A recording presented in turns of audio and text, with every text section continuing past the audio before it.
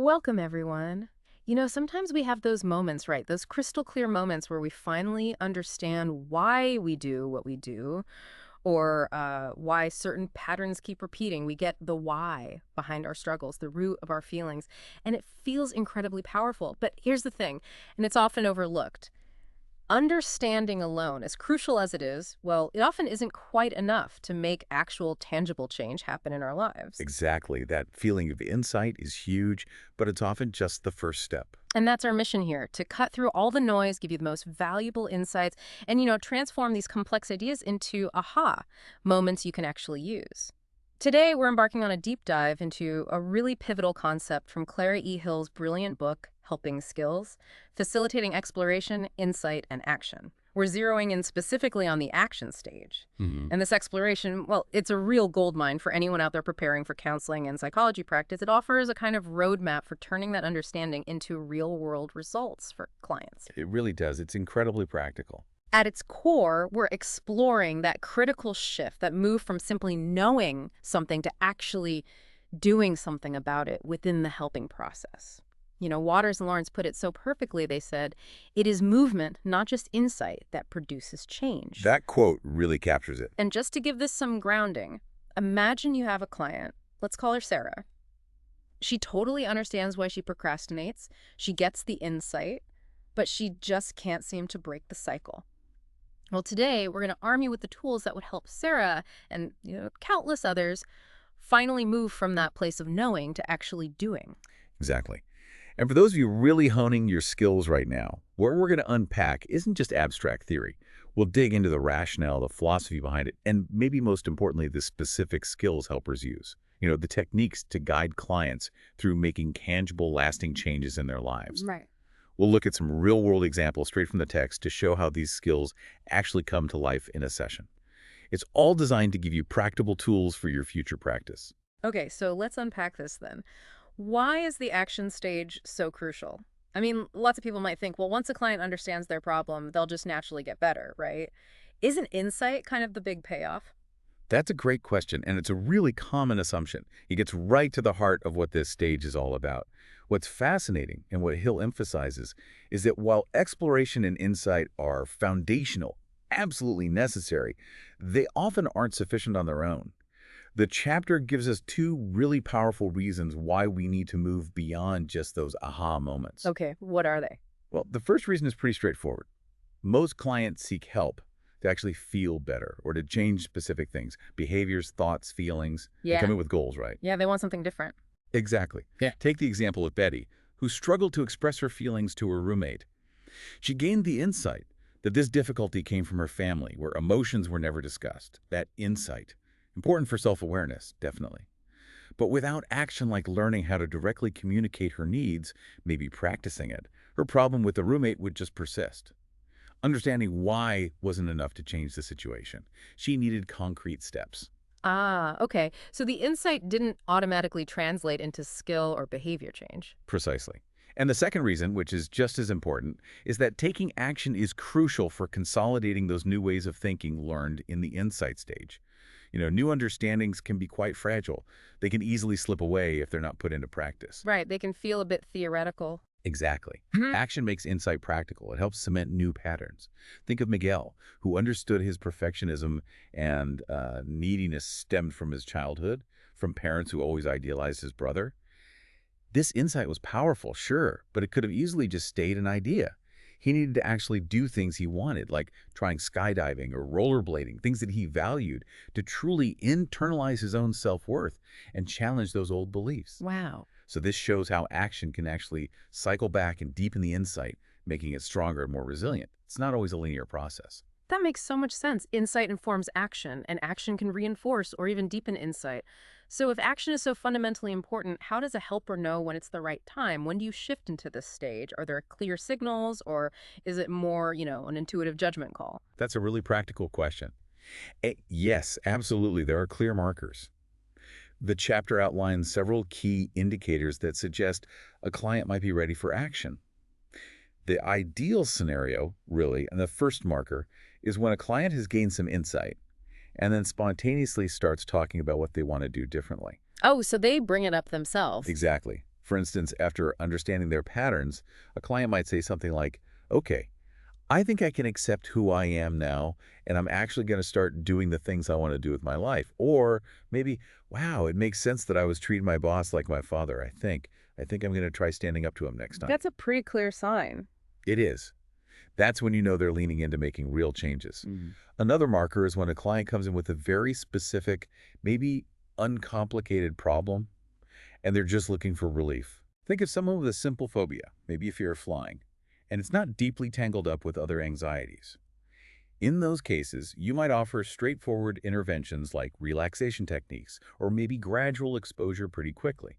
You're meeting the client right where they are, focusing on immediate, practical solutions. Okay. And what about crisis situations? Do we still follow this exploration, insight, action model? That's a crucial distinction. When a client is in crisis, maybe facing immediate threats like homelessness or food insecurity, or perhaps acute mental health crises like delusions, helpers must prioritize immediate action. You have to address those basic needs first, housing, food, safety, maybe medication, before diving deep into exploration. Maslow's hierarchy really comes into play here. Fundamental needs often have to come first. Right, safety first. Once those immediate needs are stabilized, then deeper insight-oriented work might become appropriate. And finally, there's a very common scenario, especially for you future practitioners. When a client seems stuck in insight. Ah, the intellectualizer. Exactly.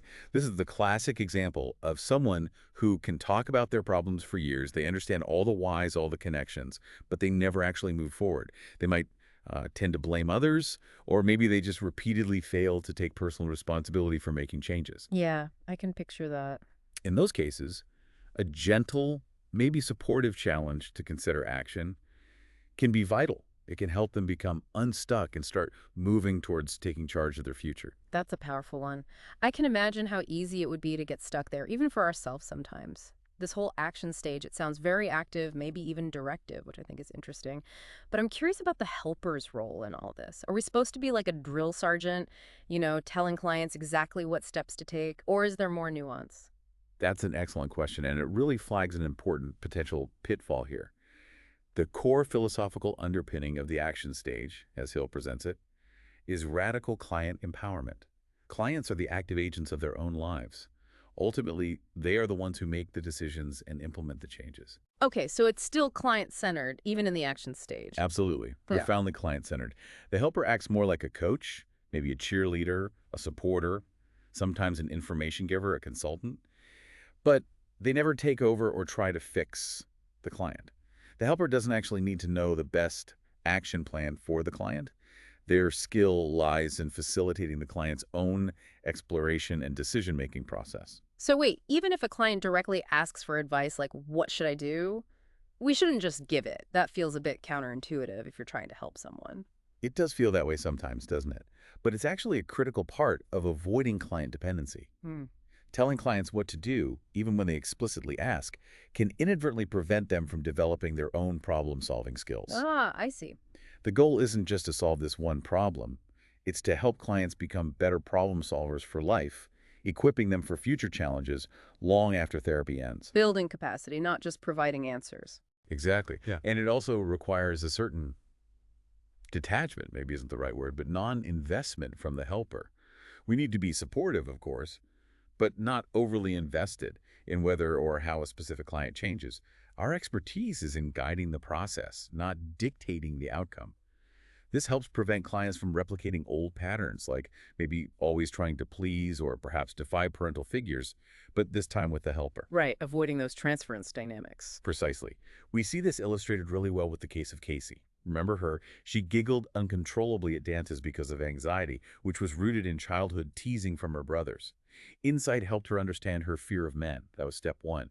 But then action learning relaxation techniques, strategizing specific ways to respond at dances, that allowed her to actually master the situation. And then what happened? Well, interestingly, mastering the situation then led her to even deeper insight about her own self-perception, questioning whether she was truly ugly, as her brothers had suggested. It's a powerful example of that cycle, that client-driven interplay between insight and action. That's a great example of how it's not just linear, but can feedback on itself. Now, this stage sounds like it really leans on some specific psychological frameworks. what are the big theoretical ideas that inform the action stage and give helpers the tools they need? That's right. You can definitely see the theoretical roots here. The action stage draws heavily from behavioral and cognitive theories. These provide really concrete strategies for facilitating change. You'll probably recall from your studies, these theories tend to focus on overt behaviors rather than digging into unconscious motivations. They emphasize the present, what's happening now. They assume behaviors are learned and can therefore be unlearned or relearned. Right, learning theory basics. Exactly. Hmm. And they often value a somewhat more directive helper role, specifically when it comes to teaching skills. The therapeutic relationship is still crucial for building rapport, absolutely.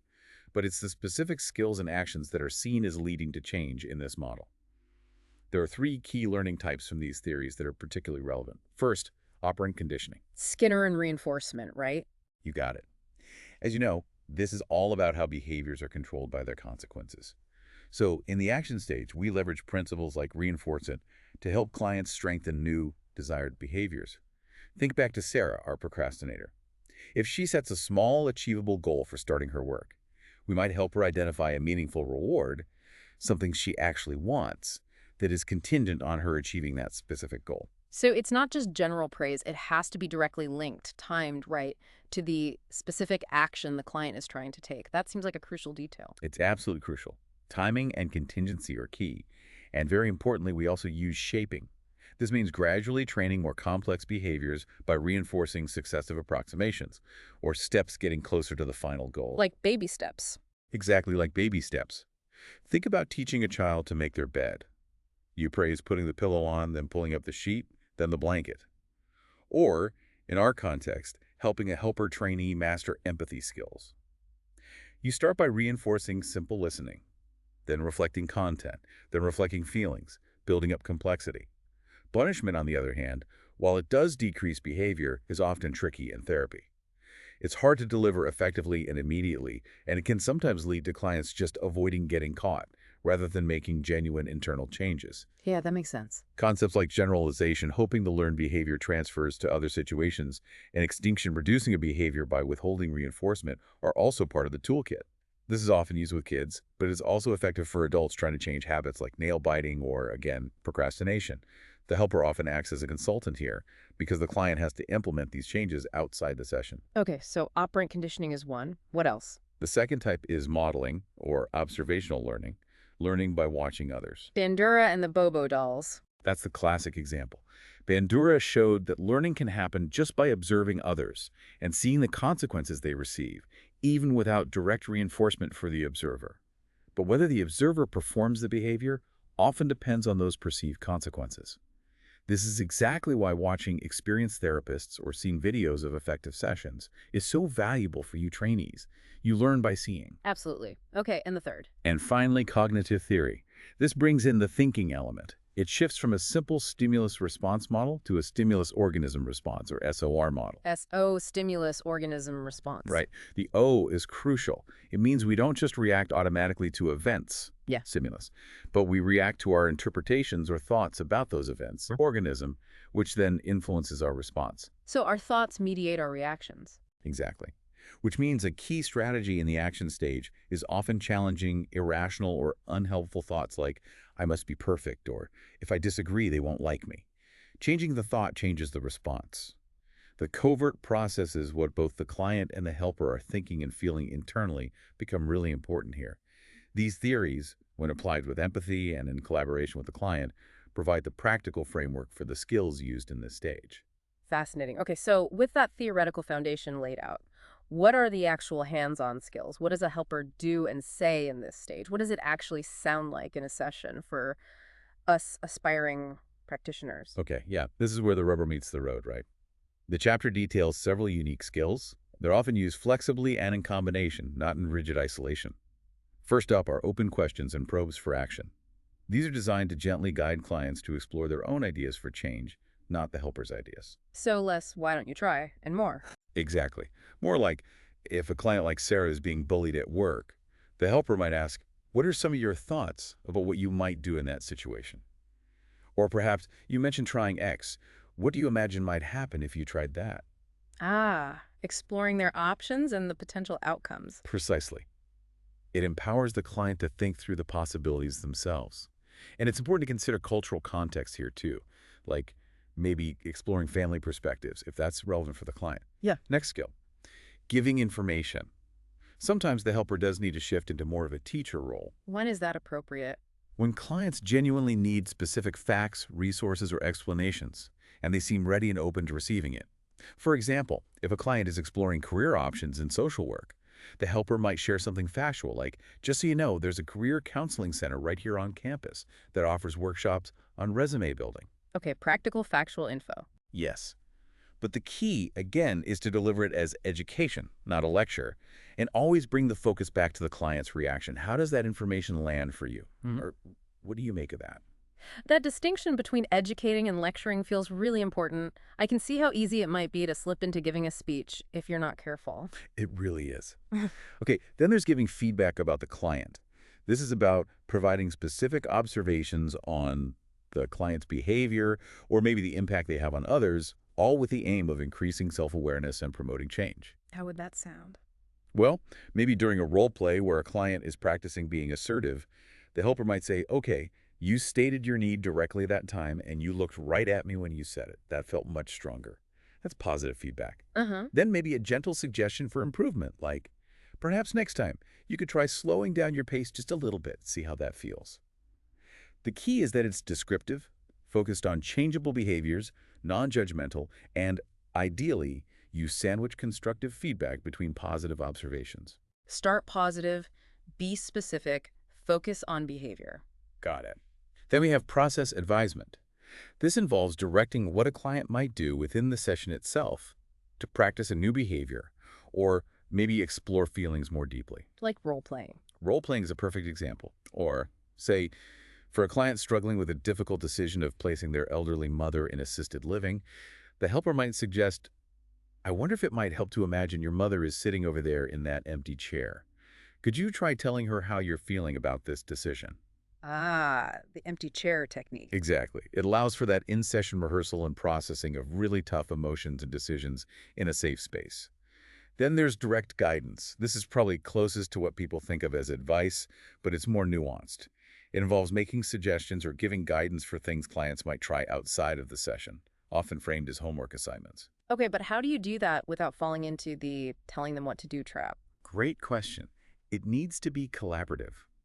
For instance, with parents struggling because their child keeps coming into their bed at night, the helper might suggest, we've talked about a few options. What if, as a first step, you were to try lying down next to her on her own bed until she falls back asleep? Then you could go back to your own bed. How does that sound as something to try this week? So it's tentative, specific, small, and collaborative. Exactly. It should be small, specific, build on the client's existing strengths if possible, and presented as an option to consider, not a command. Remember Dorothy, who wanted a raise? The guidance was about preparing her points, but she adapted it to her style. And finally, there's disclosure of strategies. This is where helpers might share personal strategies they themselves have used successfully for a similar issue. Oh, interesting. Like self-disclosure. Sort of, but very focused.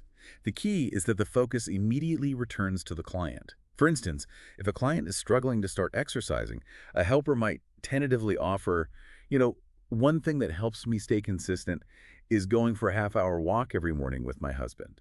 I wonder if finding an exercise buddy or setting a specific time like that might resonate with you at all. So it's offered as a potential idea, not this is what worked for me, so you should do it. Precisely. It's a tentative offering, an invitation for the client to consider if it fits them, not a directive based on the helper's experience. These skills make a lot of sense. But what happens if a client just can't seem to take action? Even with all this support, all these tools, what might be getting in the way for them? Is it always just about resistance? That's a really vital point to consider because clients do get stuck sometimes, even with good insight and motivation. And it's not always helpful to just label it resistance. The chapter talks about potential deterrents to action. Okay, deterrents. Right. Well, one common one is incomplete understanding or maybe emotional avoidance. A client might intellectually get their problem, like Stefan, who kept getting fired from jobs. But maybe they haven't fully processed the underlying emotions, perhaps the humiliation or anger involved, or fully grasped their own role in the pattern. So they understand it in their head, but not their gut. Something like that. In those cases, more time might actually be needed back in the insight stage before they're truly ready to commit to action. Pushing too soon might not work. Another very common deterrent is simply a lack of skills. Remember Margarita? She understood why she wasn't assertive with her partner, but she genuinely didn't know how to do it differently. She lacked the actual skills. Right. So the helper's job then becomes actively teaching and practicing those specific skills. Maybe how to use I statements, how to maintain eye contact, how to say no respectfully. This goes right back to our discussion about shaping behavior and using modeling. So it's not that they don't want to change necessarily, but they literally don't have the tools in their toolbox yet. Precisely. Then, of course, there can be a genuine lack of motivation, or maybe fear. Let's be honest, old habits are comfortable, even if they're unhelpful. Change can be scary. Yeah, fear of the unknown or fear of failure. Exactly. Or even fear of disrupting relationships, like, what if confronting a friend actually ends the friendship? These fears can be powerful deterrents. Clients might feel demoralized. Maybe they don't truly believe they can change. This requires empathy, encouragement, and exploring that reluctance non-judgmentally. And finally, sometimes it's about limited talents or resources.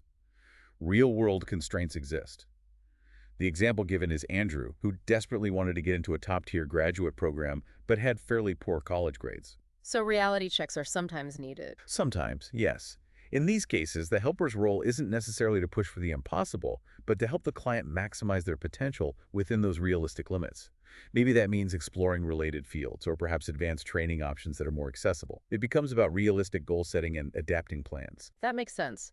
We've heard a lot about why the action stage is important theoretically and how it helps clients navigate these challenges, but is there any solid research evidence to back this up? Does focusing on action actually lead to better outcomes compared to just stopping at insight?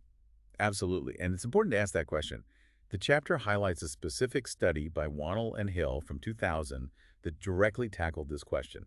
They looked at it in the context of dream interpretation, which, as you said, can be a powerful metaphor for many therapeutic processes involving insight. Okay, what did they do? Well, they recruited volunteer undergraduate clients for dream sessions. These clients were then randomly assigned to sessions that either included the action stage or sessions that stopped after the exploration and insight stages. Importantly, all the sessions were conducted by trained doctoral student therapists, and they followed the specific Hill dream model very closely, ensuring consistency. So comparing insight only versus insight plus action. Exactly. And what they found was really interesting and quite convincing. While both groups, the insight-only group and the insight plus action group, showed similar levels of session quality and the amount of client insight gained, Uh-huh. the clients who actually went through the action stage gained significantly more specifically in terms of action. Really? How do they measure that? They used several measures. The action group had better self-ratings of the action they actually took based on the dream work. They showed improved problem definition and problem-solving abilities related to the dream issues. And judges, who were blind to the condition, rated their action plans as being of significantly higher quality. Wow, so adding that focus action stage made a measurable difference in actual behavioral change in planning. It really did. The implication is pretty clear from this research. If clients have gained insight and seem ready to make changes, the action stage isn't just a nice add-on. It appears to be necessary to effectively translate that insight into concrete change. It underscores that putting focused attention on action planning and skill building, guided by skilled helpers, truly promotes client growth beyond just understanding the problem. This has been an incredibly insightful discussion, really bringing the action stage to life. So, thinking about our listeners, especially those preparing for practice, what does this all mean? Let's maybe recap some of the key takeaways from this deep dive. Sounds good. Well, first, I think it's crucial to remember that the action stage is where insight gets traction, where it translates into tangible change, and where those new ways of thinking get consolidated. Right. And second, your role as a helper shifts slightly here, but remains client-centered. You're more of a coach, a facilitator, empowering clients to make their own decisions, definitely not fixing them or telling them what to do. Exactly. Third, understand that behavioral and cognitive theories provide that practical, evidence-informed framework for change, giving you concrete strategies to draw upon. Yeah, the theoretical underpinnings are key. Fourth, your toolkit for this stage includes those specific skills we discussed, open questions and probes for action, giving information appropriately, providing constructive feedback, using process advisement like role plays, offering direct guidance collaboratively, and sometimes careful disclosure or strategies. And remember, they're often used flexibly together. Fifth, learning to recognize the markers for when a client is ready for action, and also being prepared to address those common deterrents like incomplete understanding, lack of skills, or fear that's crucial for effective practice. You need both readiness assessment and troubleshooting skills. Absolutely. And finally, as we just discussed, the research really does confirm that this action stage is vital. It's vital for achieving actual client change, moving beyond just the insight itself.